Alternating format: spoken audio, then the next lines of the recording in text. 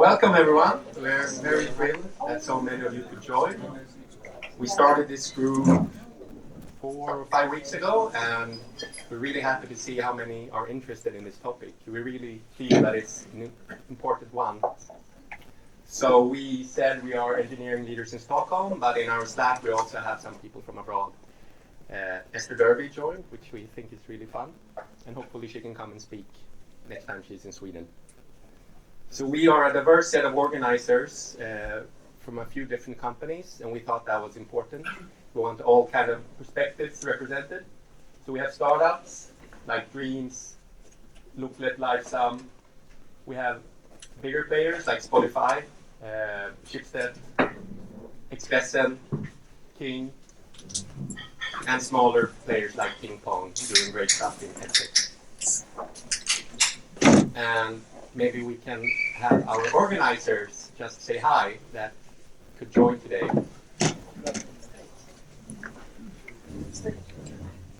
And Electrolux, of course. I think I got the... I forgot. Yes, a small company. So Tobias, why did we start this group? So you want the truth or the politically correct answer? I think all of us are looking for a good place to work, and I think all of us have experienced good places and bad places. And I think over time we talked a lot about what made a good place, and we kind of came to the sense that the leadership is really important. We're leaders ourselves, so we kind of talked a lot about what we were looking for when looking for a good place to work. So I think that's why we kind of met and sort of merged to a group. Me myself, my manager is here today, so I can't really say that I hate managers, but I kind of do. I hate managing. I love inspiring and trying to be sort of visionary and stuff, but managing is a hard part. I like to differentiate those two. Yeah, that's all. I can talk forever, but yeah. Who are you? Hi, my name is Matti. I am development people lead at King, and I think this is really important because we have lots of great tech companies in Stockholm, and if we can share our challenges and think how we're doing stuff and our different experience and knowledge, I think that would benefit for us all to create a sound and healthy engineering culture in Stockholm. Hi, my name is Camille.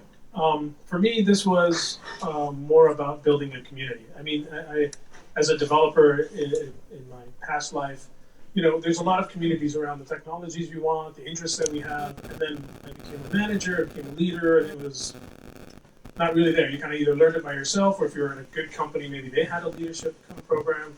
And then I met some of these guys in my previous company, and they had kind of the same passions, and it was like, for me, this is kind of just building a community of like-minded people who are just want to improve on what it means to be a leader and for the people that we work for. Yeah, I'm Dave Dreidmyr, working for Ping Pong right now. Yes, we have a ping pong table. It's important. I concur with you guys. I think the community part is really important. I think we're lacking this kind of community where we can share good practices and network. Specifically, to learn from each other about what actually works and what doesn't work, and just network. I think that's the most important thing. I really hope to get to know more of you. I was super happy to see that there were so many people that I actually knew here since before, and I hope to get to meet even more in the future as well. So, yep. Thank you so much. And then I have some slides. So we focus on leadership in general, but more specifically, leadership within software engineering.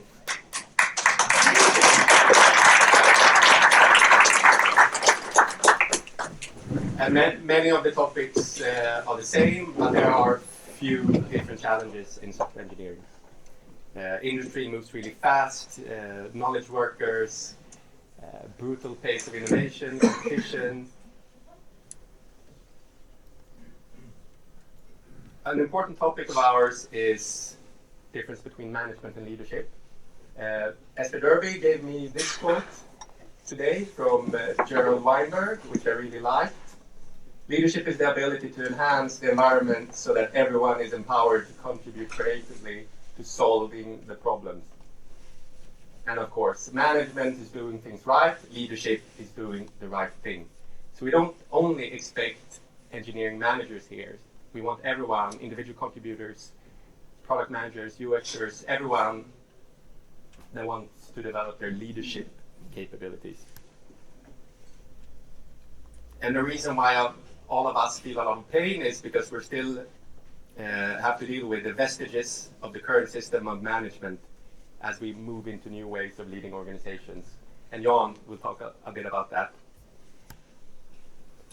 To summary, Forum for Engineering Leadership in Stockholm and beyond, knowledge sharing, networking and forums, and inspiration. And then, of course, we have a Slack, which some of you are members of, and yeah, the invite link is on the Meetup page. So I work for Schibsted as well, and since they are kind to host, I will just show you a few slides about what we're doing here, which I also think is important to mention. We have friends from Bonnier here as well, and they are probably doing the exact same thing and wrapping it in the same way. But better. So really for us, it's about we want to contribute to a functioning democracy by closing the gap between what citizens know and what they need to know about the world around them. And these days, with filter bubbles, fake news, these very distressing trends we're seeing around the world, Trump, the right-wing movements in Europe, I think this is more important than ever. And we've stated very boldly that we will take an industry-leading role. Hear that, Bonnier? In protecting free and independent press in our digital future. And many don't know, but we are almost 7,000 people in 30 countries with 40 plus brands. So when Schibsted realized that a lot of the monetization opportunities with newspapers were shifting, they started investing in the digital versions of Classifieds, Blocket, and a bunch of phones all over the world.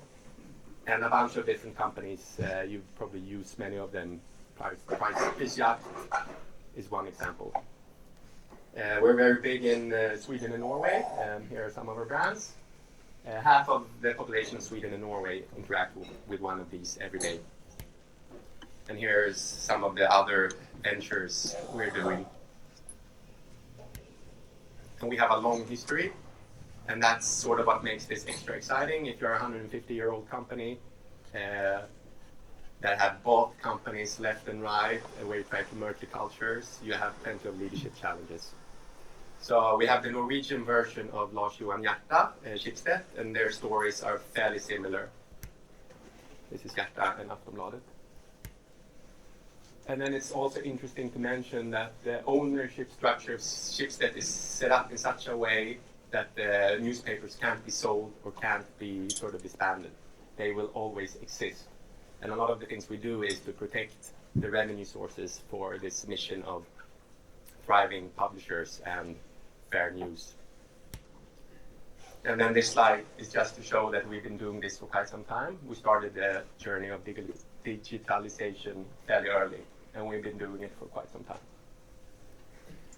So I'm very pleased to introduce Jan, that I had the pleasure of seeing at Klarna. I was very inspired, and I was very happy that you could join us for our launch. Very good.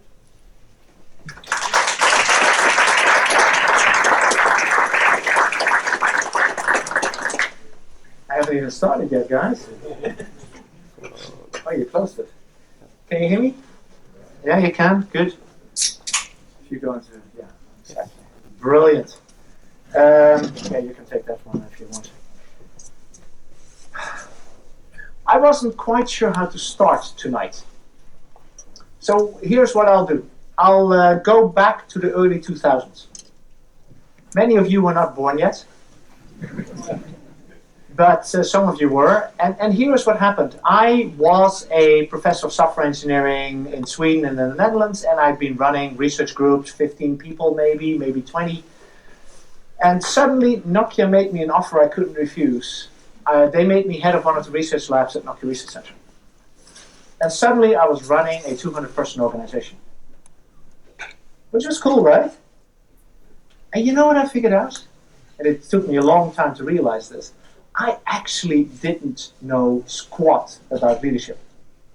And to be very honest, I don't think that the people that worked for me at that point were having a very good time, to be very honest. Yeah, so I actually made all the mistakes, everything you hate about your manager today, I probably made some of the same mistakes. And then a few years later, I was hired by a company in Silicon Valley, Intuit. I talked to people from Tink here. Where's the Tink gentleman? Ah, there you are. And Intuit is 8,000 persons, 4.5 billion in revenue. I was brought in as a VP engineering process, whatever that means. And the interesting thing was that they said, no, we're not going to give you a whole bunch of direct reports. We're going to give you company-wide responsibility for accomplishing certain things, and you have to just make sure the organization tags along. Sounds familiar? Some of the people here are nodding in the room. To be very honest, I believe I learned a gazillion more things about leadership working for Intuit than when I worked for Nokia. At Nokia, I was told to be a manager, and to be honest, I didn't have many role models. So what I did is that basically I went back to the traditional societal models about managers. Yeah, you're supposed to be a strong leader, you're supposed to set direction, you're supposed to tell people what to do. And I learned the hard way that that's actually the worst way of conducting leadership. So what I was hoping to do with you tonight is, coming from that experience, engage a little bit with you on what do I think today, several years later, much older and hopefully a little bit wiser. However, I didn't want to make this a one-directional story. I wanted to make this an interactive one. So actually I asked Mark here to make sure we have a whiteboard, yeah, that we can make this interactive so we don't, this is not going to be 1.5 hours of me talking. For God's sake, I hope that that's not going to be the case. Yeah, but what I'm hoping for is to engage with you in a discussion. Yeah, because I think that that's why you are here. Yeah, or you're here because of the pizza and the beer, and this is just the necessary price you need to pay to get the pizza. Maybe that's how you're thinking about it, but I don't think that that's why you're here. Yeah? Is that okay? So the more interactive we can make this, I opened up, I admitted my mistakes. You go to Finland, I lived in Espoo at that point, I think there were a few Finnish people here. I still have a few people I need to apologize to, but I think there are people that can confirm my story on that front. Yeah, but I was hoping to engage with you on leadership. Yeah? This thing is supposed to work, but it just stopped working for whatever reason. This one works. Yeah, so I like to start all my... I don't know why it stopped. If it's still, this one should still work, right? Okay, now let's see. I like to start all my presentations with a quote. Now it works. And this is from Gloria Steinem, if you want to know who it is, a very famous person in the US. What I've learned is that unless it's an emergency like a fire, brain surgery, hierarchy is not necessary and may be damaging. If you have a hierarchy, you're repeating the strengths and weaknesses of one person without allowing for the accumulative strength of the group. Yeah, and I think that this goes a long way to what Mark was referring to, that the difference between management and leadership. Yeah? So, it's probably just that I'm too far away from this thing. Yeah, here we go.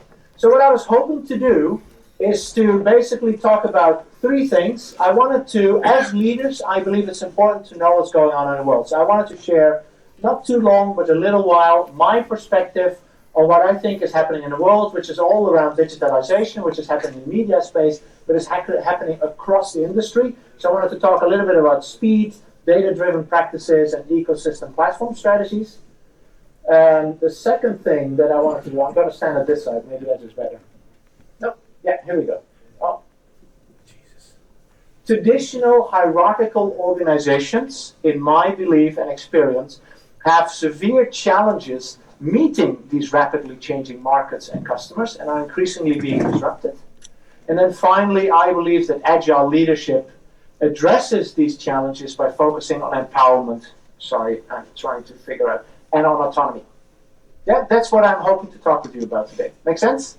You all look at me and feel pretty angry. I'm not sure why that is. Are you angry because of your managers or because of me? That's what I'm trying to figure out here. Yeah, so what I was hoping to do, tell you a little bit about who I am and where I come from, then talk about trends in industry and the stairway to heaven, and then I want to get into this notion of hierarchical organizations versus empowered organizations. And then I want to talk a little bit about what this means as leading into digital age.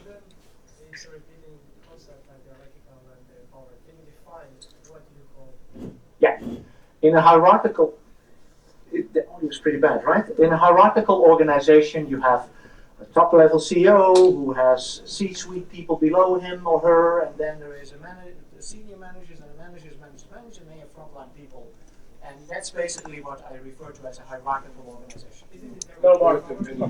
Works. Now the audio works? Audio's off. Audio's off. Again? Try again. Yeah, better. Okay. Okay. That was it. Thanks, Mark. If we talk about an empowered organization, that's the other end of the extreme. It is an organization without managers. Completely without managers. Sorry? Authority is what defines the levels? If you talk about these two, yeah, so I view them as two extremes of a continuum.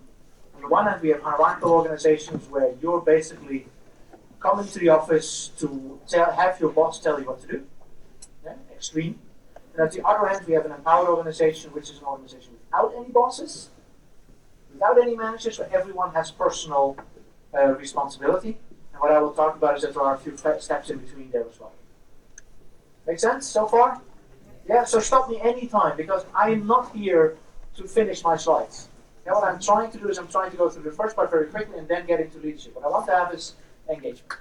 So very briefly about me, you already heard part of the story. I used to be a young and innocent professor of software engineering. Then in early 2000 I got a call from Nokia, went to Finland. Then I got a few years later a call from Intuit, went to Silicon Valley, spent several years there. Then for a variety of reasons, I'm now running a software center that I'll show to you in a minute. I'm back to be a professor at Chalmers. I'm now an old, grumpy, and cynical professor of software engineering, as you can tell. And besides that, I run a small consultancy where I work with a variety of different companies in the types of questions that we're discussing here tonight. And I'm involved in a number of startups that you may recognize. Videsmo is here in Stockholm, Peltaren is here in Stockholm. Birch is a company that actually has Schibsted and I think Bonnier as customers. And there are a few other companies here as well. Asia is in Silicon Valley, as you can see from the Golden Gate Bridge over there. Yeah, I run software center. I'll do this very, very quickly, which is 10 companies, 5 universities. And what is the challenge of these big traditional Swedish, Nordic, European companies? They're all going through digitalization. Yeah, and they're having the same pains as the media industry had in the 90s and in the early 2000s, as well as many other industries. I don't want to spend too much time on this, but we focus on continuous integration and delivery, software architecture, metrics, customer data ecosystems. We're involved in the Wallenberg Autonomous Systems program around autonomous systems, Internet of Things, systems of systems, and now we're looking into the Web 2.0 world as well. We talk to online companies. We recently ran a knowledge exchange between Booking, Spotify, and Klarna. We talked to the Bing search engine people at Microsoft and the data analytics team. We've been at King a few times. Rovio has stopped returning our phone calls because that company is not going. In case you found one, but every time I have a new contact, the person leaves the company. I don't know why that is. That company is not doing so well. Yeah, you can go like this, but the danger is that you also go like that if things do not go well. Yeah, so that's who I am. Now you have a bit of a feel for where I come from. Here's an interesting question for those of you that are not in the startup space. How many companies that were on the Fortune 500 in 2000 are still on the list in 2014? Last time I used this slide, someone said 2. Well, it isn't that bad. But basically, it is 52. More than half of the companies that were on the Fortune 500 in 2000 are gone in 2014. There is an increasing rate of disruption happening across the industry. This is pretty important to be aware of. If you're a startup, this is great news, yeah, because it gives you great opportunities to disrupt those big traditional companies. If you want to working for one of those big traditional companies, Electrolux, Sorry, bad joke. But then basically you are trying to figure out how do we avoid getting disrupted in this space. Sorry, there was one thing that I forgot at the beginning. Talking about startups. Startups have this amazing brand, right? Entrepreneurship is the new disciples of Christianity. Is that a fair way of putting it? But there is a very dirty secret in the startup space, and that is that in many startups there is an extremely toxic organizational culture. And why is that? I believe that is because in many startups people are put in leadership positions that have reflected very little on what it means to be a leader, that have spent very little time being coached and mentored into what does it mean to be a leader. And what they do is they fall back on traditional, strong leader, level 4 leader, Steve Jobs kind of asshole type of behavior. If you pardon my French. Yeah? And I believe that working at startups and recruiting and keeping the strongest talent requires really wise, mature leadership. And to have wise and mature leadership doesn't mean that you need old leaders. No, it means you have leaders that actually have reflected on what does it mean to be a leader. And I wanted to get that across. I should have mentioned it at the beginning. That's one of the reasons that I'm so interested in leadership, because I believe that especially in startups, we see a lot of very unhealthy leadership behavior that I think is hurting a lot of people, which I would really like to see fixed. Yeah, so if you wonder why I'm here, that's one of the main reasons that I'm here too. So disruption is the new normal. Oh, shoot, this is getting annoying. Fortune 500 companies, the time until disruption is constantly diminishing, and the reason that this happens is that companies fail to innovate and build new core capabilities. And to be honest, it is digitalization is the new disruptor. I will go through this very quickly. I don't think I have to show this definition, but digitalization is the use of digital technologies to change a business model, provide new revenue and value-producing opportunities. It is the process of moving to a digital business. The thing is, everything these days is run by software. And I think that one of the interesting things is that we're now moving into the third wave of innovation. And just to get into definitions, second wave of innovation was all the pure online companies. Yeah, if you look at the Facebooks and the Spotifys and the Bookings and all those companies, those were the second wave of innovation. Those companies are operating in markets with very low barrier to entry. Is that fair? We're now entering the third wave of innovation, which is where we see all kinds of industries with high barriers to entry, high regulatory requirements, big manufacturing needs, other types of things that make it hard to break into, physical assets, so lots of hardware and atoms in the business. Those are the ones that are now being disrupted. And if you look at this, everything that you touch in your life these days is run by software. The first thing that I do in the morning is I brush my teeth. Okay, do something else first, but let's go there. What do I do? How do I brush my teeth? I use an Oral-B electric toothbrush. Last year, Oral-B announced a software ecosystem for toothbrushes. Through Bluetooth, your phone will talk to your toothbrush, and after you brush your teeth, you will get feedback on the quality of your toothbrushing experience. How cool is that, right? The last thing I do when I go to bed in the evening is I set my alarm. Do I use some mechanical contraption? Of course not. I use my mobile phone, at least until my mobile phone gets replaced with augmented reality glasses. And everything in between is these days run by software. It isn't just the media or the payments or the hotel bookings or music.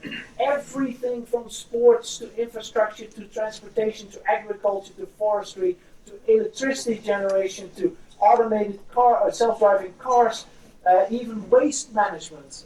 Lots of companies that are in this space bringing software. Yeah, self-driving cars driven by software, robots driven by software. The Saab Gripen drone that they're working on, driven by software. Even buildings are now being driven by software by having fully automated 3D printing approaches. And so it isn't just the things you do in a web browser anymore. Everything is connected to software these days. And we can see this because everything that is driven by software, the software in those systems goes up with an order of magnitude every 5 to 10 years.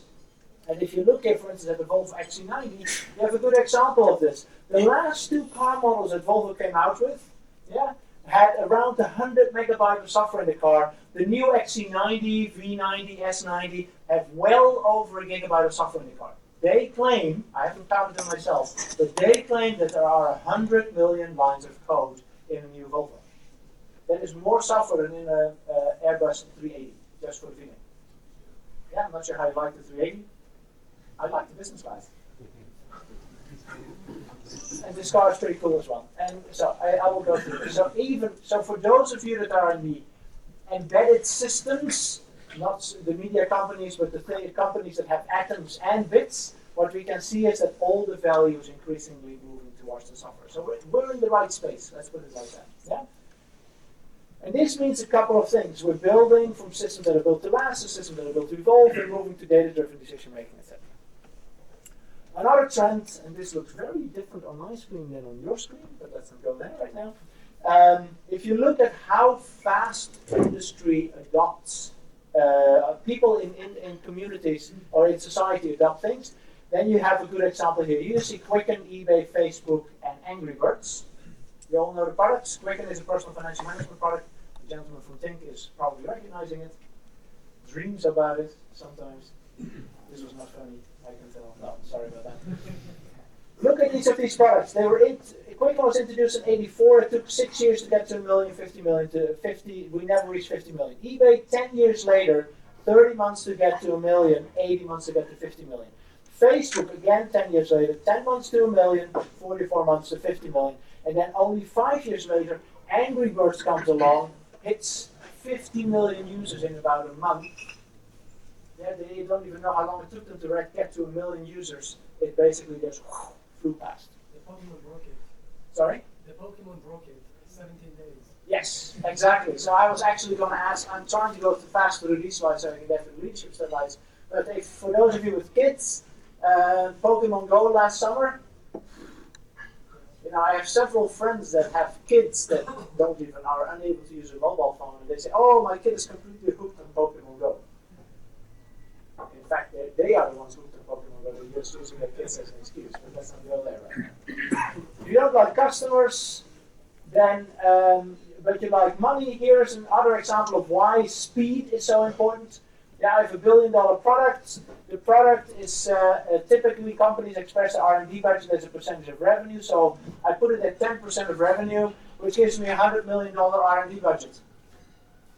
I've understood that in Sweden we have a few issues with our math education. Is there anyone I need to explain the math to? This wasn't even funny. That's interesting.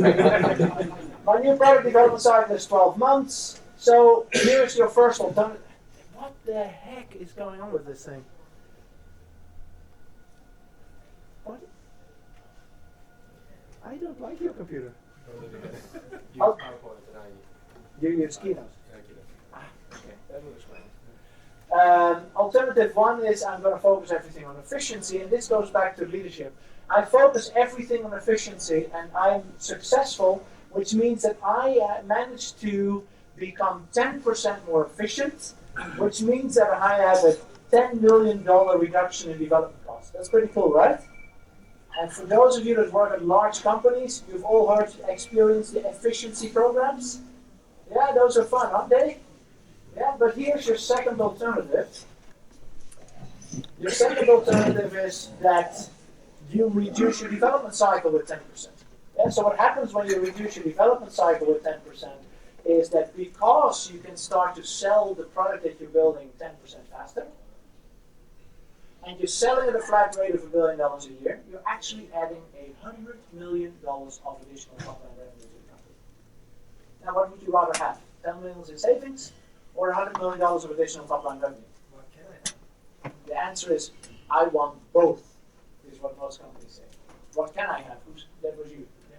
I mean, not necessarily if I either do one of each. I'm going to either gain in either of the fields. I mean, if I reduce the expense, if I go for efficiency, Right. It doesn't mean that I'm going to gain X amount on revenue. So the point is, and this goes why this is, I believe, important from a leadership perspective, what happens in companies that focus on efficiency?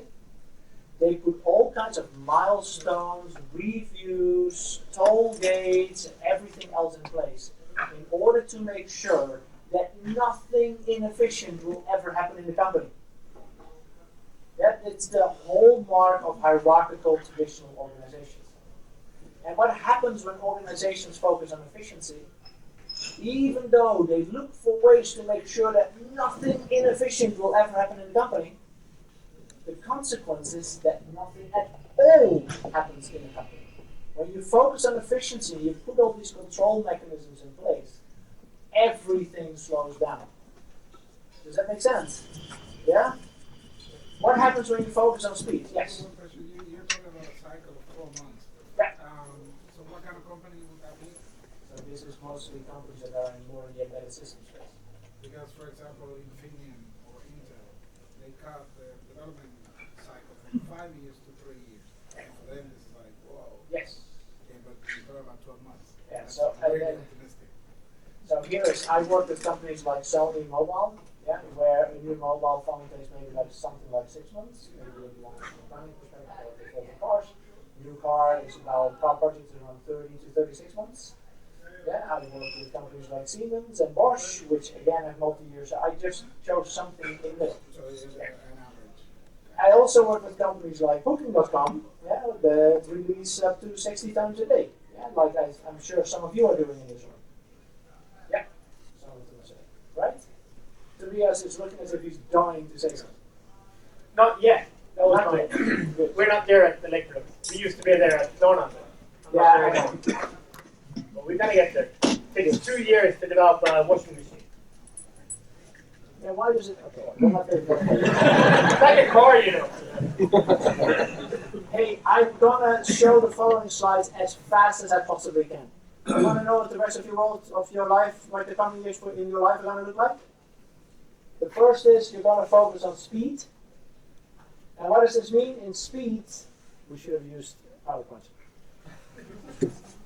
What happens is you're going to go from traditional development, 2-year development cycles, thank you Tobias, I appreciate the example, to the R&D organization goes agile. I apologize for the way that this is outlined, it's Mark's fault. My fault. Then you go to continuous integration, which means that you're constantly testing all your stuff internally, and within hours, days, or maximally a week, you know that what you have is stable. Then you move to continuous deployment, and then you're going to use your R&D as an experiment system. Yeah, which means that you're going to run A/B experimentation. I know that in many companies in the online world, A/B experimentation is already the norm in many companies, but we're now also starting to do A/B testing in embedded system cycles. Yeah, so your car, your mobile phone, your television, your whatever is going to get better every day you use it. It's pretty cool, right? Yeah, because I think that, not many people know, for instance, that your Volvo car gets new software every 2 days. Not safety critical software though, I have to say that. I work a little bit with Robert Bosch GmbH, and I told them that I want to be in a situation where I'm driving 200 kilometers an hour on the German Autobahn. I'm from the Netherlands, so my family's there. I want to be in a situation where the car says, beep, download a new braking software, and I'm not getting nervous. That's the situation I'm looking for, yeah? Just to give you a feel. The second dimension we're going to talk about is the data dimension. So we're moving from working with data in an ad hoc capacity, where we talk about manual collection, manual analysis of data, manual reporting of data, and manual decision making of data, to automated collection, but everything else is then still manual. Then you move to automation, then you get those dashboards. Yeah, the dashboards tend to be static. Then you move to data innovation, then you have a constant stream of things that your data analysts find, that then are put on the dashboard for the R&D team, that are then inserted into the software that is operating and facing the customer. And then you move to an evidence-based organization. An evidence-based organization is a situation where everything in the company is data-driven. Yeah, when I worked for Intuit, performance evaluation of everyone was your boss had nothing to do with your performance evaluation. Basically, 6 people were asked to evaluate you, 3 from the same team, 3 from another team. And they would give all kinds of input on how you were performing, but as part of the input, you had to give 3 names of people that performed less good than you. You can see where this is going, right? 3 names of people that performed as good as you, and 3 names of people that performed better than you. Now imagine a situation where for every employee from 6 different sources you get 9 names, then you can just calculate the ranking in the organization from the most valuable employee to the most useless idiot inside the company. And then salary increases and bonuses and everything just become. Snitching and ranking and collecting Yeah. misinformation about that level. And this is, it did work well for Russia, and you can say that for Google it may not work so well either. They're starting to lose a little bit of their luster, I believe. But the fact of the matter is, then basically salary increases and bonuses and everything just become mathematical formulas, right? Then you don't need manager-specific evaluations anymore, which I think is interesting. Why do I care so much about this? Because for most organizations, somewhere between half and 2/3 of all the features we build are waste. Are never used or used so infrequently that they do not justify the investment that we have in them. And we have all kinds of research that supports this. We have all kinds of models that support this. And if you want to know more about this, then we're going to talk about this. The other thing before we dive into the hierarchical organizations is there's a very simple model, which is called the 3-layer product model, which I published a while back, which basically says every product, every system, every product portfolio has 3 layers of functionality. There's a layer of commodity functionality, stuff that you need for your product to work, but no one gives a flying hoot about it. You with me? Yep. There's a layer of differentiating functionality. This is why the people choose Tink over the Nordea app or whatever it is, or why I use Electrolux over a Bosch washing machine. That was pretty cool, right? But this is the stuff that differentiates my product from everyone else. And then on top of that, I have an innovation experimentation layer. That's where I try out new things that will lead to my future differentiation. So out of the 10 things up there that I try out, what I find is that, typically out of the 10% of innovations is successful, 90% fails. So out of the 10 things that I try out, one of them is good, I productize it, I put it in my differentiating functionality layer, it sits there for a while, and then the competition catches up and it becomes commodity. Are you with me so far still? Makes sense, right? Now I have asked well over 50 companies, what percentage of R&D in your organization is put here, spent in commodity, and how much of your R&D expenditure or resources is spent in differentiation, innovation, experimentation? And think about it for a minute about your company. You ready? The data that we have says that somewhere between 80 and 90% of all R&D effort in typical organizations is spent on commodity functionality. Stuff that no customer gives a flying hoot about. Think about it how it is in your organization. Because I think that this is a big thing. It is actually, for me, a leadership question. I did this survey in Norway, the home country of Schibsted. I couldn't resist saying that. It's not like that in Electrolux. Sorry? I missed that. A quick question. Yeah. So the commodity stuff is nobody cares about it. But if it's lacking, how does that compare you to your competition at that point? So the point is, it needs to work. Because if it doesn't work, you did not pick your mobile phone because you were able to make phone calls with it. That's commodity functionality. But you get really pissed off if your mobile phone doesn't allow you to make phone calls, right? So I'm not saying it shouldn't work. I'm just saying, do you really need 80 to 90% of your resources to be spent on that type of functionality that has been in the product for a very, very long time? You can buy it, right? Sorry? You can buy it often. Exactly. So that's where the ecosystem dimension comes in. Because what we're basically saying is that there are all kinds of mechanisms where you can actually free up your own resources by relying on the ecosystem around you and buy or in other ways acquire stuff. So if you look here at rationalized insourcing, when Ericsson is in a situation that the platform becomes commodity, they basically ship it to a low-wage country like Vietnam. And it's still an Ericsson company, but these Ericsson engineers are sitting, in little bamboo huts typing away at this platform, and they get paid a fraction of what Swedish engineers get paid. Are you from Ericsson? You know, I was a bit afraid. I actually now realize that this is being recorded. Don't send it to Ericsson, please. Or to Vietnam, for that matter. If you go to Volvo Cars, they created the Geneva Initiative, so they created an open source strategy together with other players around Geneva, which is an open source infotainment platform for companies. You with me still? Yeah? Good.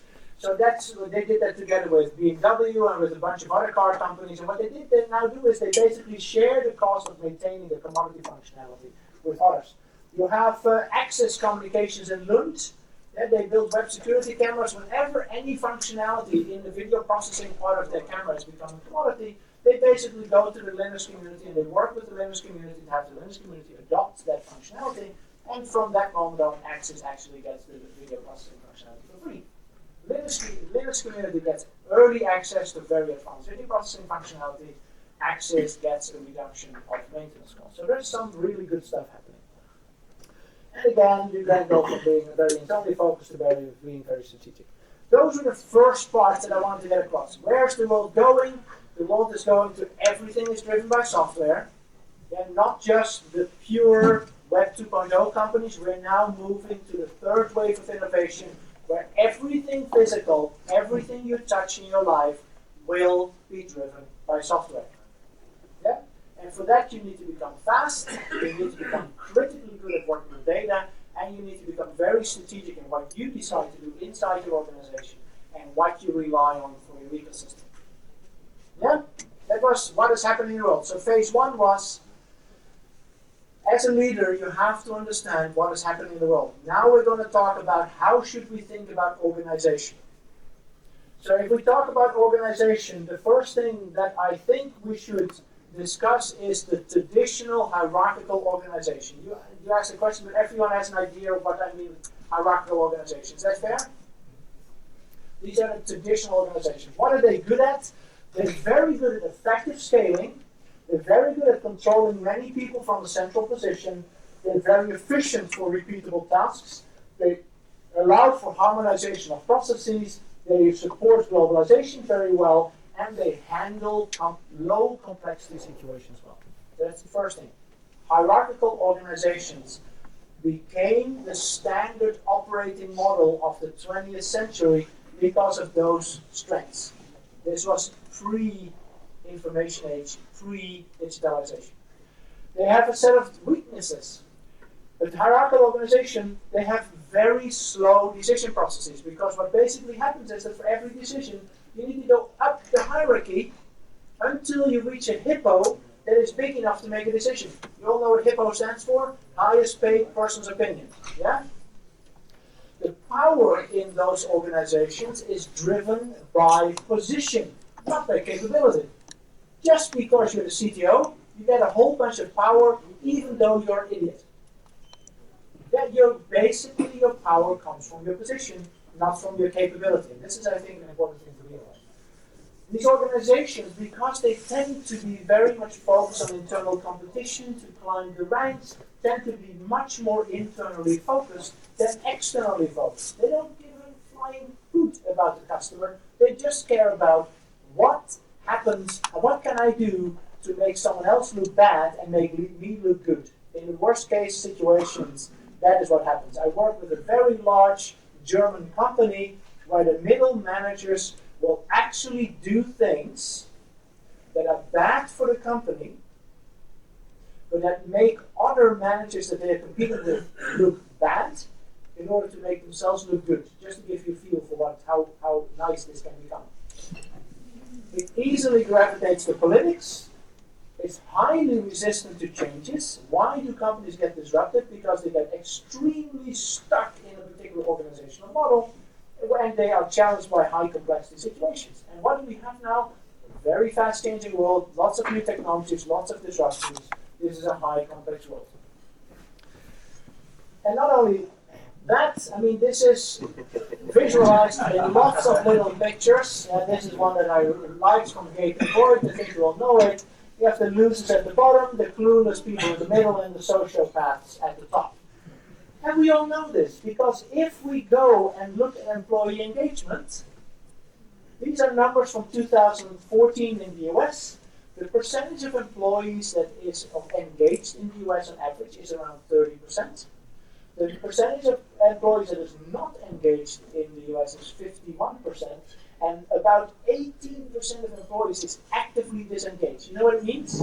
It means they will try to harm the company if they can get away with it. They hate it so bad that if they can break something and cause on the company, and they can get away with it without getting caught, they will do it. Yeah, this is the truck driver that just dumps the packages in the back of the truck, hoping that the televisions will break that he or she's loading. Yeah, this is not just, this happens at all levels in the organization. And now I can see all of you thinking, those Americans. We in Sweden, we're much better, right? Right! In Sweden, the engagement level in 2013, these were the numbers that I could find, 16% of employees in Sweden is engaged in their job. That they actually care about the job that they're in. 73% of people is not engaged. They're just there for the paycheck and nothing else. 11%, luckily this is lower than in the US. I presented these slides at SAP Defense, and I said, I'm glad it's only 11% because, you guys can blow stuff up. You're going to want that. 11% of employees is actively disengaged. And this is, I believe, all driven by traditional hierarchical organizations. And not only that, if you look at least US numbers about the generations, traditionalists feel the most at home in traditional organizations. Baby boomers a little less, Generation X, my generation, again a little less, and then the millennials, all of you, even less feel at home in these kind of organizations. So this is not just a kind of luxury thing. We're entering a point where people just actively hate working in traditional hierarchical organizations. They don't want to work there because they're not good places to be. And these are fantastic amounts of money that we're talking about here in this context, right? I'm not going to spend time on this slide, but there is a slide by Deloitte which captures how management thinking evolves. So what they basically recognize that we're moving from the industrial corporation hierarchical leadership to collaborative management to network of teams to growth and citizenship, and you can recognize some of those terms here. But what is important is that there is a completely new form of organizations appearing. I'm going to discuss a few of these examples. And these new organizational forms are built around a couple of principles. The first is self-management. In these organizations, there are no bosses. Everyone is basically their own boss. No one is in command. There are coordination mechanisms between different people that are relying on on each other's work, but there are no bosses. And there may be natural leadership. Actually, at a Swedish telecom company whose name I will not mention, when we presented this slide, one of the system engineers in the company asked, "Natural leadership, what is that?" And then one of his colleagues said, "Yeah, you don't know what it is because you've never experienced it at this company." So, which I thought was kind of funny. Yeah, so the other is, especially Frederick Laloux, about in his book Reinventing Organizations, talks about wholeness. In traditional hierarchical organizations, you are expected to dress in a certain way, to talk in a certain way, to be in a certain way, and you're not allowed to be yourself. There's a certain organizational culture, and you're basically expected to fit the mold. If you go, for instance, to IBM in the 90s, you could see the IBM employees because they were all wearing a gray suit and a blue tie. Yeah, basically you're all expected to look in the same way. And that's what this new form of organization says is, we have to do away from a situation where everyone in the company looks like a homogeneous entity. Yeah, we all talk, dress, behave in the same way. And this is important because even in startups, even in very successful startups, I've seen a situation where people are expected to be hit in a certain way. Yeah, on Thursday we all wear roller skates to work. Yeah, and I think that this whole notion of you bring yourself to work, you can be yourself, you can bring the diversity, and the organization embraces the diversity is, I think, a good thing. And then finally, the companies that are going completely extreme on this, they don't have a top-down strategy. Basically, these organizations use wisdom of the crowds inside the organization to have an emergent strategy. There are a bunch of characteristics. Again, I don't want to spend too much time on this because I want to have more discussion than anything like that. But we talk about roles. People can shoulder roles. You don't have to have one job. You can have multiple roles in different parts of the organization. There are activities which are things that are coordinated, the work of one or more roles. There is an advice process, and this is important. In one of the books that I'll show you in a minute, there's a description of one company where a blue-collar machine operator can decide to buy a €1 million machine. He or she has full autonomy and the rights within this organization to make that purchase decision. However, there is an advice process in place where you are expected to make sure that you ask for advice from all roles in the organization that are affected by your decision. So what that means is, if you're a machine operator, you first go and talk to the other machine operators and say, this is what I'm considering to do, what do you think? And then you go to the finance department and you ask, I'm planning to do this, what do you think? And then you go to other roles that are affected by this. For instance, the productivity of the manufacturing part will now go up dramatically. So you go and talk to sales, can we actually push this much sales? But after you've asked all the relevant roles for advice, you can still make the decision even if there are people that disagree with you. You own the decision. So even if I want to decide something, I've asked Mark and a few other Shipstead colleagues for advice. Mark says, I don't think that this is a good idea. I can still go ahead. And this is the difference. In traditional organizations, before I read this, I thought that there were two ways of making decisions. One is the boss decides, everyone else follows. Or consensus. Everyone has to say yes. And if one person says no, we're dead in the water. Yeah? And this basically resolves that conflict. I'm not sure if you recognize this, but in many organizations, in order to drive any change, everyone has to say yes, and if one person says no, you're dead. Yeah? In this case, that is not the case. So there are a few good examples. And then there are agreements and evolution, all that other stuff. Agile software development is a very good first step on this journey. Why? I have empowered teams. I have voluntary commitments. At sprint planning, I basically voluntarily commit to what I think I can accomplish in the coming sprint. There's coordination to the communication. I have the daily stand-ups.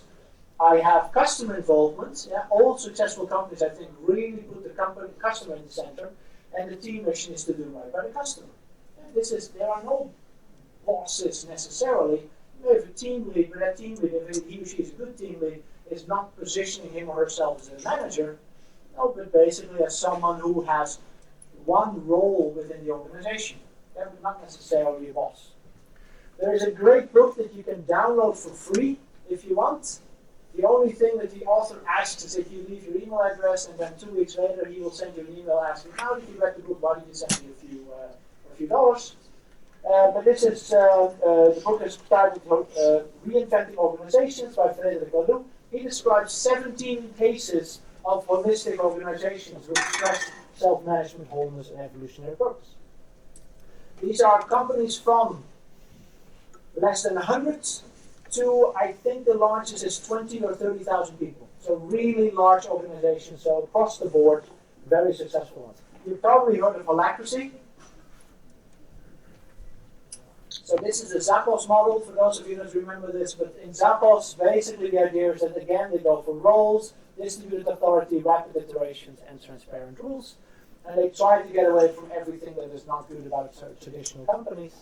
And then there is a book called Exponential Organizations. If you haven't read it, it's a quite nice read, but it basically describes how companies like Uber and Airbnb and others are basically creating organizations that scale exponentially without having to grow their own organization exponentially. And so there's a very interesting trend happening.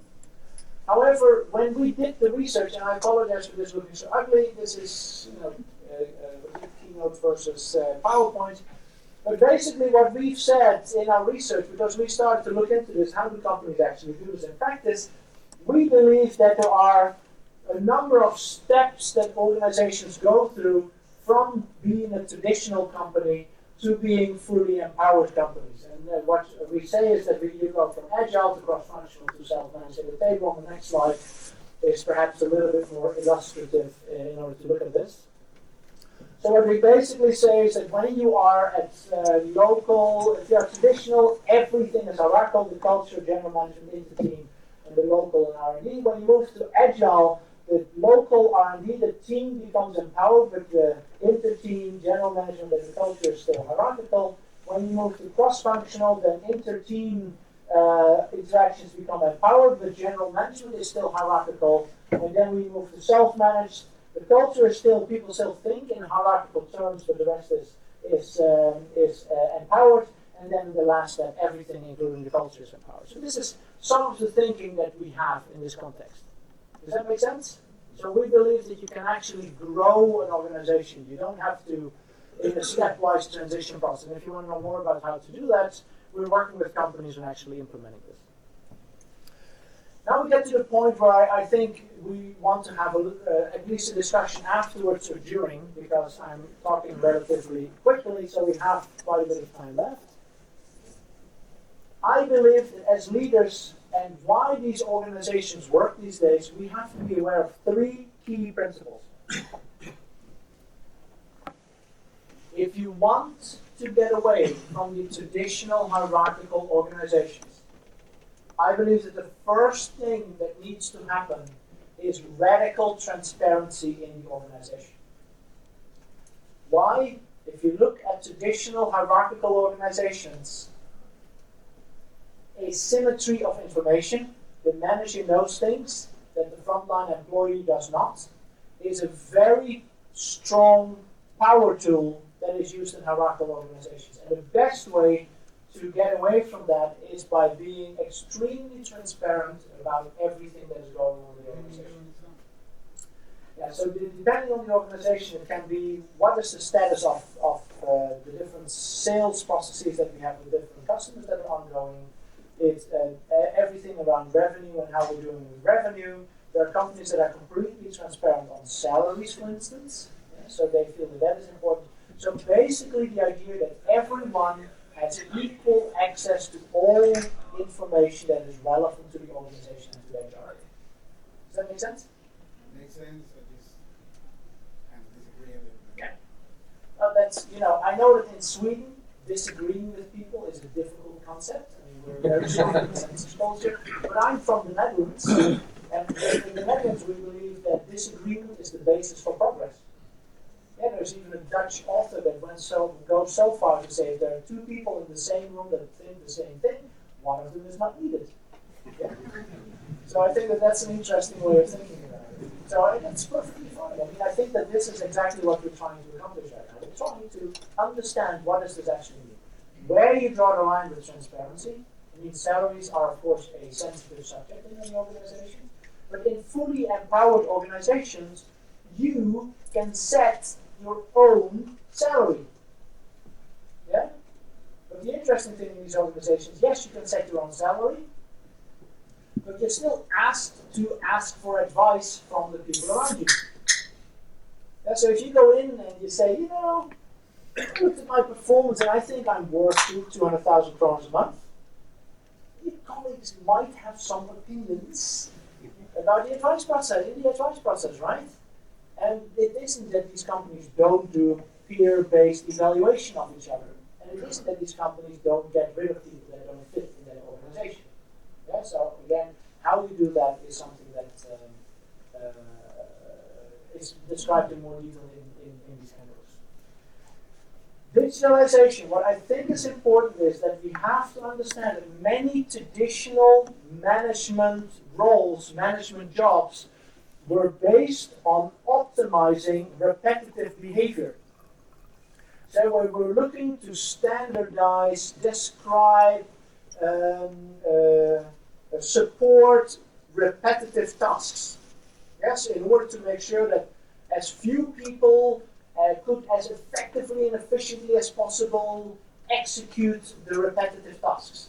Yeah, a lot of work in the 20th century was about managing people to give them repetitive tasks and have them do those repetitive tasks as efficiently as possible. Yeah, think production workers, think bank employees going through loan applications, everything like white collar work, blue collar work, all of that stuff, a lot of that work was repetitive. The fact is that with digitalization, everything which is repetitive, everything we can describe in a process is becoming automated. IT isn't supporting repetitive jobs anymore so that we can do it with fewer people. No, automation, digitalization these days is replacing humans in repetitive work. And we see this across the board. Yeah, the greatest example now, I think, is self-driving cars and self-driving trucks. I mean, what is more boring than driving a truck? What is more repetitive than driving a truck? Okay, some people get excited about driving a truck. Well, after the first 10,000 kilometers, I think the enthusiasm will wane rapidly. Yeah? These jobs are either have gone away in almost every organization or are going away.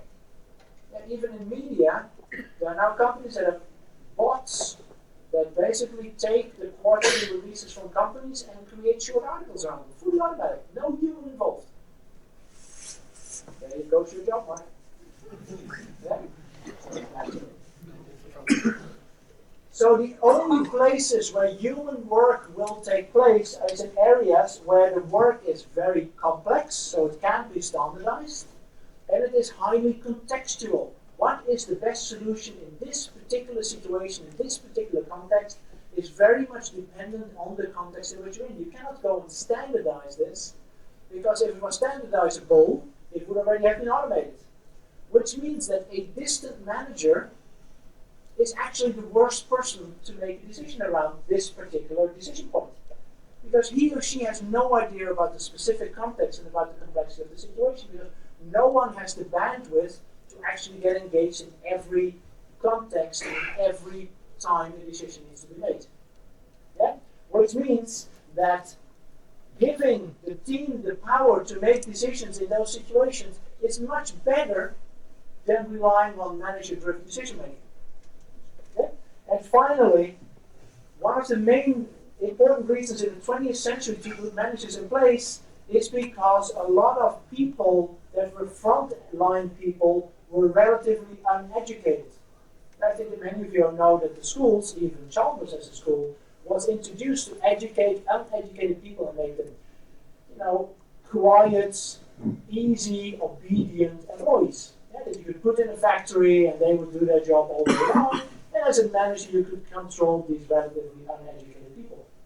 But the fact of the matter is, everyone these days is well educated. I mean, who doesn't have a bachelor or master's degree? Okay, so I'm just checking in the room. I'm not sure. But I mean, most people these days have some form of university education. So this whole notion of knowledge and education gap between managers and employees has gone away. And again, this is a situation where hierarchical approval and decision processes are just becoming wasteful. So what I believe is that we are moving towards a situation where empowerment, leaders empowering people, is what this is all about. And what does that mean? I tried to capture a few of these. It means that we basically formulate the principles based on which people can and should make decisions, rather than on orders, telling people what to do. Yeah, that's the first thing. The second is, this is very much about personal leadership. Everyone is a leader, either as a personal leader or in a temporary or even more prominent leadership position. But it is not about I am the leader and you are the follower. And this is much more about a leader-leader meeting. It is all about trust versus audits, reviews, and these kind of things. Because what happens the moment you go to a team and say, we're going to review your performance, we're going to audit you, what you do is you take power away from the team. Yeah, if you go to large companies, including the company that you used to work for, I think that you know, who is this video going to? President Sanchez? Okay, yeah, I'm not sure. We can remove whatever you. I mean, if you, YouTube tolerate everything. yeah, I'm not worried about YouTube, I'm worried about Ericsson. If you look at what is happening, I work quite a bit with Ericsson. You know that Ericsson just got a new CEO, right, a few months back. What do I see in the behavior of the people? The behavior of the people is, we are in trouble, we need a strong leader. The new CEO comes in, and everyone leans back and says, finally we have a new CEO. I'm going to wait for my marching orders. Once the CEO has set direction, I'm going to follow the direction. And if not, then I'm just going to go somewhere else. Yeah, but basically, people abdicate their personal responsibility the moment that another level or layer in the organization says, we're in charge, or I'm in charge. You see that? You feel that? Because the moment you tell the team, I'm going to audit you, I'm going to review you, I'm going to performance evaluate you, you're basically taking the responsibility away from the team, and they stop taking responsibility for their own performance and their own behavior. You'll look at me as if I'm a little fuzzy here. Does that make sense? Yeah, so the thing is, everyone needs to take personal responsibility. If you don't drive that empowerment, this expectation of you need to take the lead in your own job and context, the moment you take that away, people step back in a passive role. What is my biggest problem with the modern school system? Even today, you're for 20 years trained to be a calm, obedient employee that isn't taught to think for him or herself. And then they come to master's and PhD studies where I'm involved, and I have to shake them up and tell them to start thinking again. And this is really a problem, I believe. You all look at me like, I want to have another beer. The other thing which is important is, it is about the customer, it isn't about the organizational structure. You remember the United Airlines situation a couple of weeks ago? So this is a typical example of what happens when you put organization first. These people had a rule book. The rule book said if there are employees of United Airlines that have high priority reasons to be at our destination, passengers will have to be kicked off the plane. And these people didn't take personal responsibility by putting the customer in the center. They basically followed the rule book. Because if they didn't follow the rule book, they would get punished. And then you get these excesses that just don't make any sense. It's ridiculous, right? What happened? This guy ended up in the hospital. And you all look at me. This happens all the time. Not every passenger ends up in the hospital, but this happens a lot. Yes? The very next day, the trains were not working between Uppsala and Stockholm, and SJ allowed everybody from Arlanda to take the Arlanda Express for free. So it was vice versa. Everybody was allowed to take it faster just because they care about at least the satisfaction, I guess. I think that's a really good example. Yeah? Do right by your customer and your company will do well. That's at least my experience. Team-appointed managers over manager-appointed teams. If you need managers, why not have the team pick who they want as a manager? If you believe in empowerment, if you believe that your people have the ability to deliver, to do right by the organization, to do their best to serve the company in the things that the company is promising to its customers, then why do you need manager-appointed teams? Why not have the teams appointed managers? Yeah, I'm not sure who of you has read Ricardo Sandler's The 7-Day Weekend. It's a great book about empowered organizations. He took over his father's organization. His father was the heaviest top-down hierarchical manager you could imagine, and he turned the organization around. And basically every leader in the organization is evaluated by the people that are in his or her team. And if your score gets too low, you're basically to step down. Is it a book called Maverick? There's another book called Maverick. There's a later one called The 7-Day Weekend. And I had to choose, shall I read Maverick during my Easter break or shall I read The 7-Day Weekend? And I like the sound of 7-Day Weekend better. So but he has written 2 books, and I think he's working on the third one. But I know you're all millennials, so he even has a podcast, which is actually perhaps even more fun and more efficient to listen to. Yeah? So look for the cover something. Diversity over homogeneity. What is the biggest risk in organizations where the markets and everything is moving fast? If you are expected to all be the same, to all think the same, to all say the same, you don't get any diversity, you don't get any suggestions of what might happen or how we could do things differently, and you don't get any innovation inside the company. Yeah? And what happens in these companies is the same as what happened with Nokia. Nokia was a great company. If the market requested 50 new mobile phone types per year, and that market wish hadn't changed, Nokia would now be selling 800 million phones a year. When I left, we were selling 400 million phones a year. Yeah? But the point is, the market shifted. Nokia missed because there was no diversity in the company. And there were no people that were allowed to think differently. To be honest, one of the reasons I left is because all the great stuff that came on my lap, there was no recipient that got left because there was homogeneity in the company. Yeah? Agility over long-term planning. What I liked in this book, The 7-Day Weekend by Ricardo Semler, he says, we will never make plans longer than 6 months. Why? Because there's so much happening in the world that any plan longer than 6 months that we make is highly susceptible to be inaccurate a few months down the line. And the problem in many organizations is that the internal plan becomes more important than the external market situation. So people follow the plan instead of what the market actually wants. So you get into a situation where you become extremely unresponsive to the market. Emergent strategy over top-down strategy.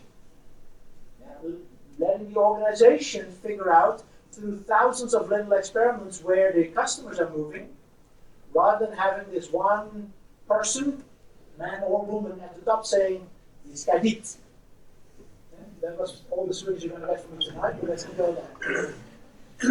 Yeah, so I think that this is an interesting one, and you know, these are slides that I was making this morning as I was thinking about this talk, and I apologize that they're so poor. But what we're basically looking for is, what we're now working on in our research is what is the right model.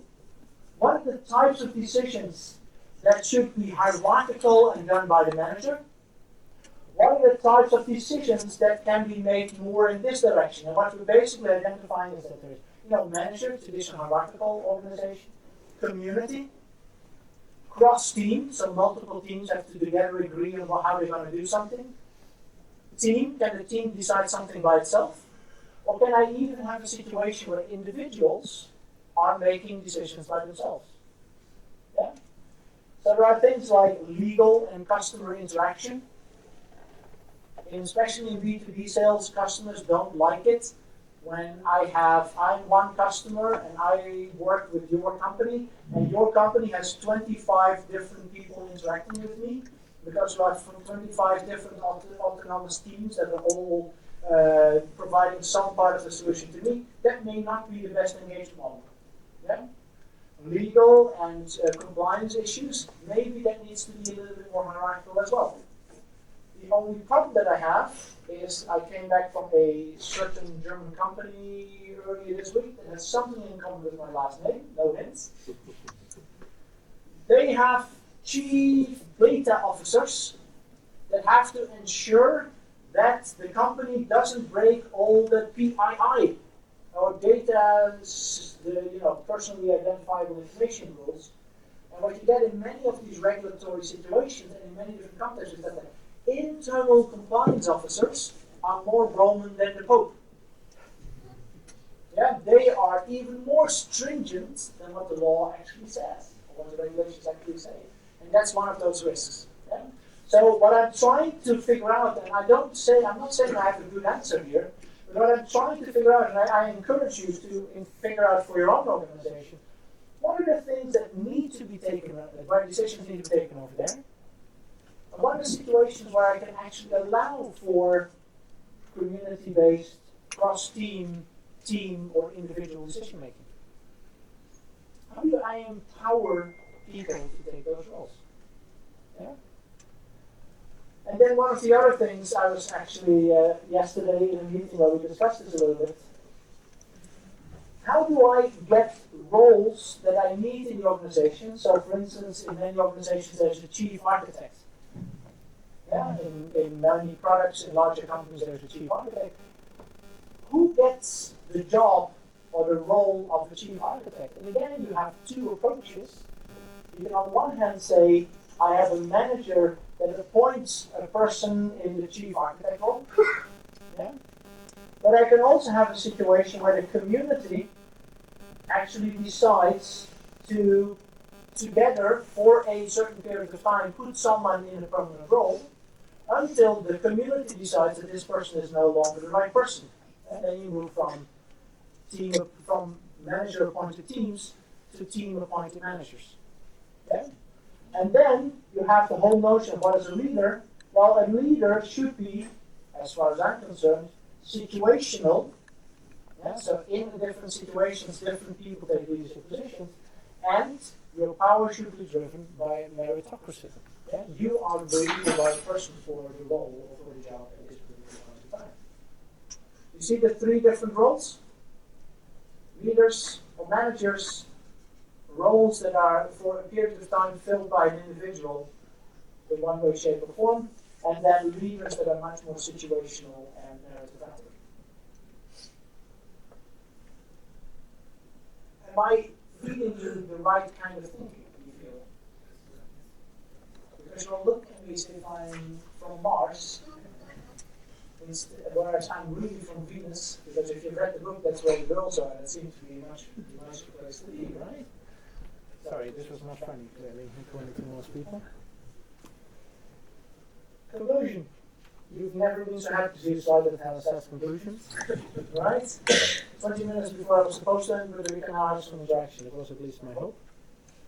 I think it's pretty clear that digitalization requires speed, data-driven practices, and ecosystem platform strategy. Is that fair?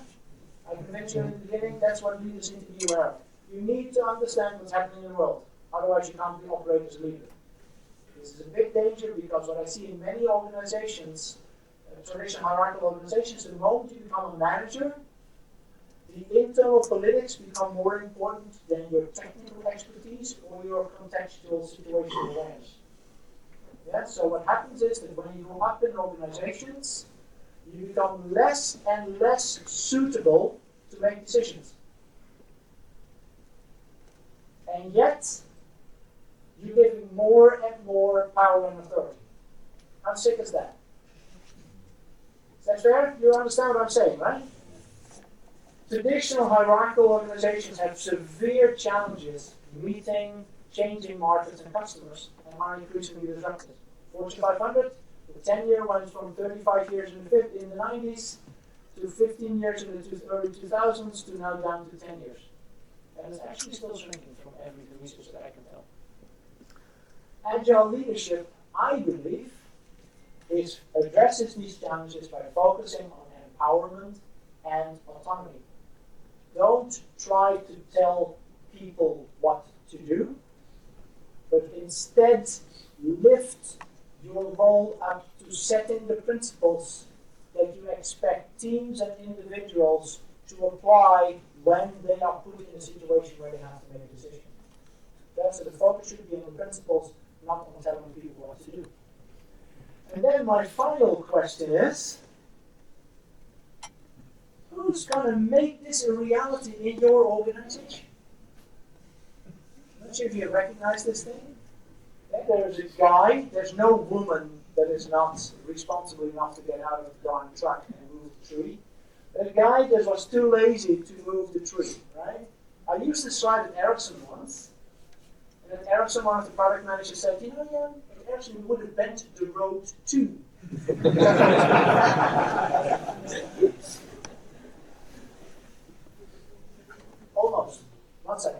Sorry, yes. I see this photo. Today we have a photo from Ukraine where roads are built around the car, which is just set on the road. Are you really? Yeah. That's, can you send me a picture? That's the best. I used to work for Nokia. You remember what happened to Nokia? In the 2008-2009 time frame, Nokia went from being the top dog in the industry to the poodle in the corner everyone likes to kick in 9 months. Now, I hate poodles as much as the next person. I think poodles deserve to be kicked. No longer familiar yet. But the point is that you don't want this to happen to your company, right? The reason that I'm running this software center that I just showed you at the very beginning, 10 large European companies and 5 universities, we're still growing, we're hoping to sign another company in the coming months, is because I worked in Silicon Valley. I spent a lot of time in Asia, and I believe that Europe is stuck between a rock and a hard place. On the one hand, we have the innovative power of Silicon Valley, and you have to understand, if you come from the mobile phone space like I did, Europe owned the mobile phone space in the 90s and early 2000s, right? Gone. Between Apple and Samsung, gone. Yeah? And this is likely, it's not impossible that this happens to many other industries in Europe. And on the other hand, we have Asia and the cost advantage that many Asian companies have. Yeah? The only way that I can see how Europe can survive is by us being more innovative in all aspects of what we do. We need to change faster in all aspects and all dimensions of what we do, which is products, services and solutions, but it is also management and leadership styles, and the way that we structure organizations. And I believe that all of us have a responsibility to constantly reinvent how we lead and govern our organizations. And that doesn't start from the CEO, it doesn't start from the CTO, because in traditional organizations, the people that get picked for those top level positions are the people that are the most risk averse. Think about this, the higher up you are in the tree, the more risk averse you are. Why? Because the person that picks you for the job doesn't want surprises. So this person will pick the most reliable, most predictable person for the job, which by definition means the most risk-averse person for the job. Right? So in most traditional organizations, the higher up you are, the more risk-averse you are, which means that the real change has to come from people that come to Schibsted on a Thursday night at 5:30 to get free beer and pizza and listen to a boring professor like me. That would be you. Yeah, so if there's one thing that you liked about this talk and you want to repay me, then do this by taking some bloody leadership yourself. Change your organization faster than what the organization would change without your help. And with that, my friends, here's an ad for my book, and I would like to thank you very much for your attention.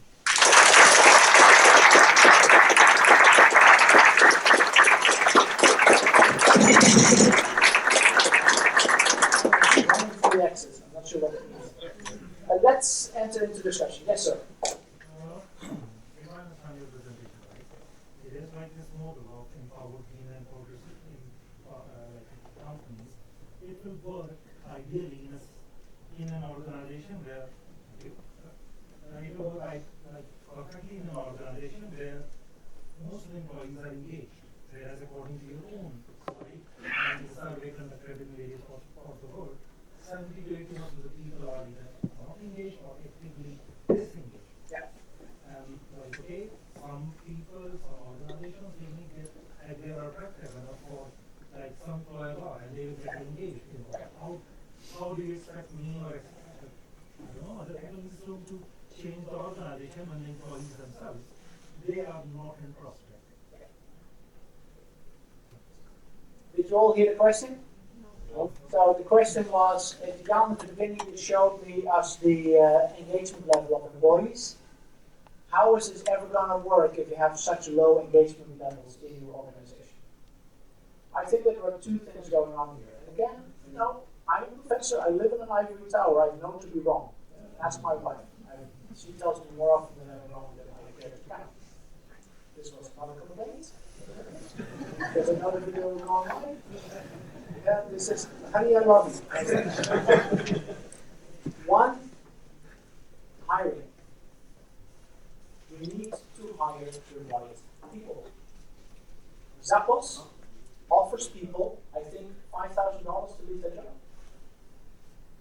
Actively encouraging people that are not really fitting what you're trying to do is, I think, making sure that you get the right people on the bus and the wrong people off the bus. I mean, how many of you, if you got 50,000 kroner to leave your job, who of you would still be there? See, that's what I wanted to see. And for some of the people in the room, this is because bonuses are coming in next month and it's much more than 50,000. Right? Yeah. But you see, that's the first thing. I mean, actively trying to weed out the people that are just not happy in their job but too lazy to do something about it is, I think, step number one. Step number two, people tend to act in the way that they are treated. In the book, The 7-Day Weekend, and again, I thought it was a nice read. It was hard to torrent, but I found it in the end. So it was a really bad job. Sorry about that. I am not condoning any illegal behavior, so let's keep doing that. When the guy took over the company, every employee, blue-collar worker that came to the company, at the time they were left, they were leaving, they were searched. Yeah, so they were physically searched to make sure they weren't stealing anything from the company. And they had sky-high theft limits. People were basically gaming the system and trying to steal stuff because clearly the organization was expecting them to steal stuff. And so what Mr. Sandler did when he started the organization was he basically stopped that. He told everyone, you know, we have a theft problem, we think. We trust you to take care of it. So you trust your employees to do the right thing. That's one way. Yeah? If you audit people, they will look for ways to cheat the audit. If you trust people, they will act in the way that you are expecting them to act. And that goes to this point. I'm looking, and I'm not saying that I have the wisdom in this context, but what I'm looking for is that think carefully. Everything you put in place from a management or top-down structuring mechanism, everything that tries to control or check or do anything else has an effect on how people behave. The moment you check for something, people think, so clearly you're expecting at least some of us to do that. So they start behaving those ways. And so I think it's a hiring problem, and I think it's a modeling problem. What do I expect them to behave from employees? That's my take. I know this is an extreme take, but the interesting thing, why am I so interested in power organizations?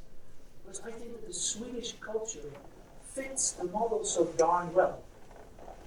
The Swedish culture is not very hierarchical. If you look at all the cultural, national cultural assessment models, the Swedish culture is not very hierarchical. Yeah, even if you're a boss, it's not that you're treated that much differently in most organizations. Well, maybe you are, if you're special, right? And so I think that Sweden is one of the places where we can get this type of thinking take root earlier than, for instance, in Germany. Yeah, or England, or the US. And I think that this way of working, where you can make use of all the capacities that any employee has to bring to the organization, is much better than when you bring people in and then telling them what to do and not making use of their intelligence and their creativity and their ability. That's what I think. You know, I'm occasionally wrong. that was my take on this. Any other thoughts on this, sir? Yeah. Sir, can you get the microphone? Can you hear me anyway? Yeah. Okay. Yeah, I'd like to disagree with you in an un-Swedish way. That's perfectly all right. And not just about kicking poodles. You have a poodle? Really? Okay. No, actually, I can't have those. Can you hear me? Okay. I'm not sure if it's on. You can hear me anyway. Yeah, so I can't stop thinking about your first slide, and I'd like to add perhaps a different perspective on it. The one with we don't need hierarchies except for maybe in emergencies. Right. I've had this one thing reoccurring that I think is very interesting. I've been working in big organizations and pretty siloed organizations. Typical what you're explaining is bad examples, right? Yeah. And once in a while we have an emergency. System goes down, something happens that has customer impact, shuts down factories or whatever. And people get together and say, okay, so who do we need to fix this? And let's get that guy over there from networking and that storage guy, and let's get the firewall people in, and let's get into the war room and get organized in fixing this. And after those critical 24 hours or whatever it takes to fix that, people say, wow, look at what we can do when we get together. Yeah. And what excitement there was, and how well we worked together, and how, that was great. And we go out and have beers even, and celebrate the fantastic achievement, and then they go back to their normal day jobs and have the same boring time they had before. So, for me, I would say my experience is that those emergency situations kind of illustrate what it's like when it's good. Because it's not, it's a very empowered thing. Everyone knows what the priority is, what the mission is, what we need to achieve together, and everyone, all of a sudden, that networking guy is talking to the storage guy directly, not going through some manager or approval or something. So it's another perspective on that first slide, and it stuck with me as emergencies show what good looks like. Yeah, so I work with a variety of companies south of Sweden. And then you can imagine what countries are south of Sweden, where exactly the same thing happens. It's typically referred to as a task force. There's a crisis in some customer project, task force comes together, and suddenly everything that is impossible in the traditional ways of working suddenly becomes possible. Just like you described. And these are not 24-hour things, this may be 3 or 6 months things because they have a big delivery to a big customer and it isn't working and it's crises and the customer's calling the CEO, etc., etc. Yeah? And what I'm looking for is why does it work then? And why doesn't it work in a normal day-to-day operations? And I think that there are a few things there. One is many traditional organizations tend to be very functionally organized still in many ways. Yeah? So you have lots of different functions that need to coordinate with each other. And that tends to go through the hierarchy where different people are competing with each other, etc., etc. Yeah? So I think that cross-functional teams actually work much better than functionally organized teams. So, and again, feel free to jump in and to disagree. The second is, we recently had a knowledge exchange between a number of European Web 2.0 software as a service companies, some of them that you saw on the slides earlier. In one of those companies, every team has a mission and knows what they want to accomplish. And in many organizations, it is actually not that clear to me. And this mission, sorry, I forgot to express that. This mission is expressed in customer success. Yeah, and in many organizations, I believe that the team does not actually know who they're working for, what is more important than anything else, yeah, and how to prioritize and how to spend their time. It isn't sufficiently clear to many of those teams. And I think that that's when we get into the situation. Yeah. Yeah, so I'm trying, leadership is this fuzzy concept if you're not careful, right? So I'm trying to get some thoughts in your heads to reflect on how do I act as a leader? How do I want my organization and the leaders in my organization to act? So I try to get some of those thoughts across. Other questions, remarks? Sir, he goes first. Yes, you. Hi. I have a question regarding the fuzziness. When I was searching for jobs, for instance, at some point, I prefer leader in the title versus manager. Yeah. Because to me it means a different thing. Although you wrote that it should be not permanent but situational, while the title kind of is permanent. How would you describe or think about when you're hired as a person, as a leader from outside, not grown in the company, but hired from outside? And from one perspective, you want to be a part of the team as a leader, but then you're asked tacitly like to provide results of your own instead of delegating responsibility to the team. And although you don't want to claim their achievements or you want to be transparent as possible, in a situation where you're already hired as a leader versus you want to be just a part of the team and be a one of the company, not a between somebody. And it happens that the companies do hire people directly on the management position, but you're not sure, for instance, that in that case, how you should act. Should you be a middle manager or should you be a part of the team? It's actually interesting you mentioned the word middle manager. One of the CEOs of one of the large companies in Sweden was recently internally refers to middle managers as the permafrost of the organization. So I thought it was an interesting way of referring to it, but let's not go there. So I'm not going to answer that question. I was hoping to invite others to reflect on that remark. So you're hired into an organization, you're asked to deliver certain results, you have a team. How do you go about that? I just feel it sounds like an impossible thing without getting down into the team and like getting to know the team and be part of the team and try to steer the team into the direction that maybe your managers or that you think is the best. So I thought it was interesting that like should I be part of the team or should I be a manager? And that question kind of answers the question. You need to be in the team.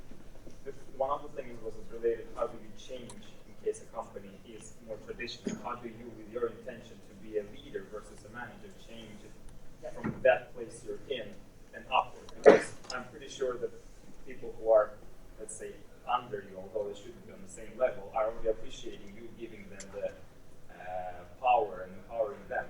How do you transmit that on the higher level? Because one thing is that you're good, you're great at it, but the other is that people just want paper results and numbers.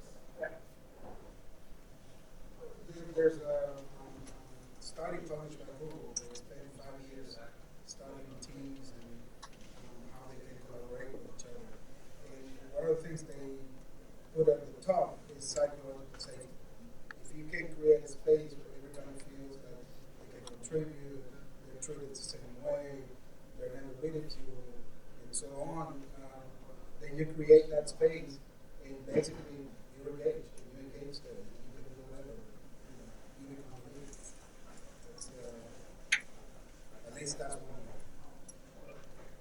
I totally agree, and I guess everyone has a value add. So, I mean, being a leader is a profession where you do things where, I mean, achieving results. Well, adding something as a leader must be about pretty much that, right? Creating the environment, setting the vision, giving the, removing obstacles, protecting the team. I mean, these are skills as well, just as writing code. I would say. More reflections? How do we help this poor guy? Because he came in here with a few questions. He's It was a hypothetical. Friend of yours. I was more interested in how do you do it, not to the bottom of the team, because that is one thing. How do you change the organization from the place where you are the change, when you want to bring the change? How do you bring it up further? You can visualize it to the team, yes, and to the people you care about. But I've seen people that get stuck in their will to change and change jobs and just change the company to a different one. I just go to a different place, and I have seen that in more than once, and some companies you name today as well, unfortunately. And because one thing is the people at the top who have been there for too long, for instance, can get stale in their ways of thinking and ideas, and then you want to bring new ideas, and that's the So there's one thought, and this builds a little bit on what you mentioned as well. We're in a society is changing. We were a society where religion was basically driving the norms, values, and behaviors in society. And to be very honest, Northern Europe, between Lithuanian and Calvinist norms and values, did pretty well on that model, to be very, very honest. Yeah? Then we moved to a humanist model. And what does that mean? It means if it feels right for you, and you're not hurting anyone, you should have the right to do whatever the hell you want. And that has led to a number of great breakthroughs in society, I think. I mean, my brother is gay. He lives very happily with his partner in Amsterdam. And that is now an accepted situation. But when we were in this age, it was not an accepted situation.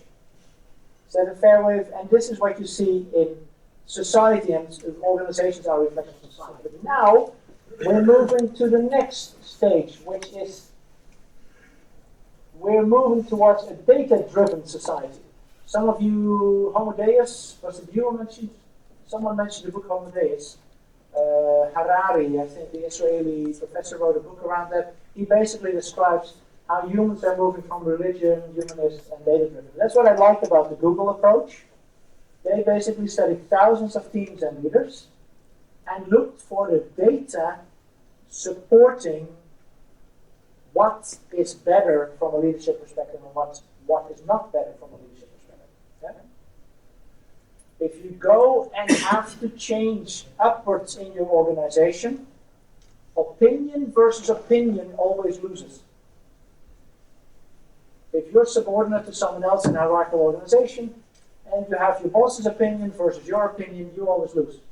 But if you bring data, and Tobias is smiling here, he's sitting next to his boss, let's go there right now. But if you bring data to the table, and you get opinion versus data, data always wins. No, not always. Often wins. And if it doesn't win, then it is time to change it for the organization. Yeah, because these organizations are stubborn. Now Mark is starting to really get nervous. So what I heard was the classic question: can you drive change bottom up? What change needs to be top down? And in the example you mentioned, in the look book, it's a lot strong sort of CEO starts to initiate change. Yes. Is it possible to go from an organization that's stuck in the race, don't care to look at data, to initiate change bottom up? Yeah, I believe it is, but I think that you have to understand what your role is. And your role now is, if you want to instigate change, is to make the change that you're pushing look as low risk to the decision makers as possible. So what your job is to de-risk the decision or the change that you're propagating. So what does that mean? It means that you try to collect and build data-driven evidence that makes the decision that you are propagating look as low risk as possible to the decision maker. Because it isn't that these people don't want to change typically. It's just that they see so many bears on the road towards the change that they find it safer to stay in the current way, and until you can show that the risk is actually not there. So your job is to, if you're not in the decision-making position, is to collect the evidence that shows that the change has no risk, and of course, preferably at the same time collect lots of evidence that staying in the current way of working has tons of risk associated with it. So.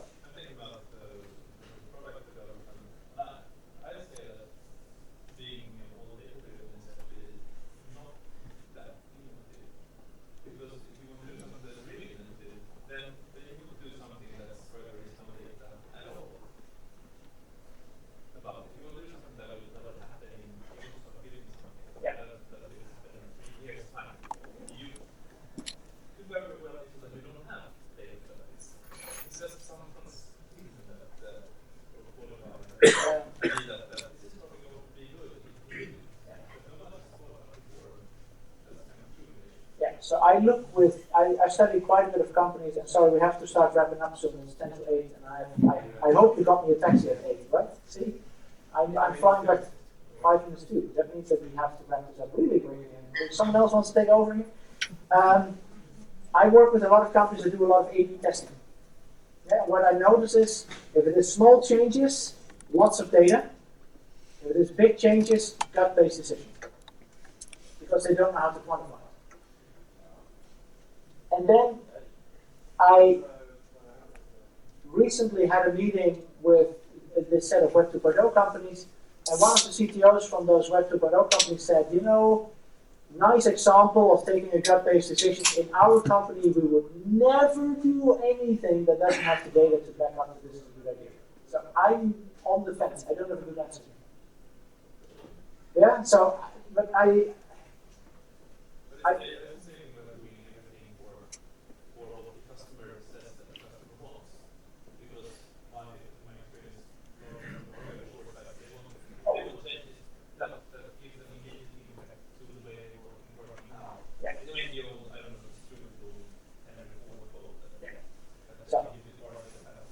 just to be clear, and now we get into the data-driven decision-making role, the worst question in the history of software engineering is asking your customers, what would you like me to build for you? Yeah? And why? Because what people say and what people do are two fundamentally different things. If you ask Swedes what they want to see on television on Friday night, they will tell you that they want to see documentaries. Because documentaries are so interesting and so intellectually stimulating, and they give you these great things to talk about when you meet your friends on Saturday afternoon over tea. I'm not sure who meets their friends over tea on Saturday afternoon, but that's until there right now. Yeah? What happens in the Swedish household for real on Friday night? You grab a beer or a wine, depending on how you're wired. You slide Die Hard 2 into the DVD player, and you watch 2 hours of gore, violence, and action. Because that's what you need after spending a week with your colleagues. So what people say they want and what people actually do are two fundamentally different things. And what I'm looking for is that you find, and again, this is a completely separate talk that I actually gave a Klarna. I gave a Klarna talk, in God we trust, everyone else bring data. If you want to hear the same talk, send me an email. But the point is that you sometimes need to rely on what customers say, but as early as possible you try to get to the point where you can measure customer behavior. And the problem that I see in the Web 2.0 world, this is easy, because you can get very simple, fast MVPs out. The moment you bring mechanics and electronics into the game, it becomes a lot harder. Yeah, and how to solve it, and that's close to the question you're getting at. I have ideas, but I don't have a solid answer that I'm willing to get on the record for it. We need to wrap up. I'm sorry. Amazon. Yes. Jan, so we do your presentation justice. I will send out a proper version to this group. Good. Thank you. Yes. Make the PDF first. Yes. Thank you very much.